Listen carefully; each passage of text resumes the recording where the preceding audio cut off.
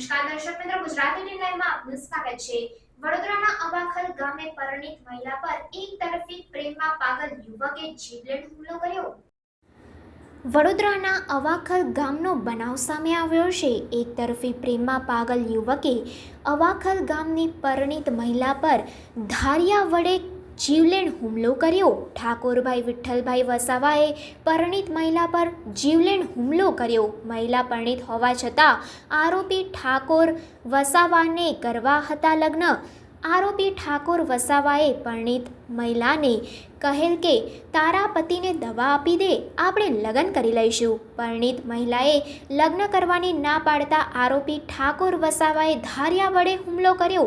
પરિણીત મહિલાને પીઠ અને ગરદનના ભાગે ધારિયાના ઘા મારતા ગંભીર હાલતમાં સારવાર અર્થે ખસેડાઈ। ઈજાગ્રસ્ત મહિલા વડોદરા એસએસજી હોસ્પિટલમાં સારવાર અર્થે દાખલ છે। પરિણીત મહિલાના પતિએ આરોપી ઠાકોર વસાવા સામે શિનોર પોલીસ સ્ટેશનમાં ફરિયાદ નોંધાવી હતી। શિનોર પોલીસે આરોપી ઠાકોર વસાવાને ગણતરીના જ કલાકોમાં ઝડપી પાડી આગળની કાયદેસરની કાર્યવાહી હાથ ધરી છે।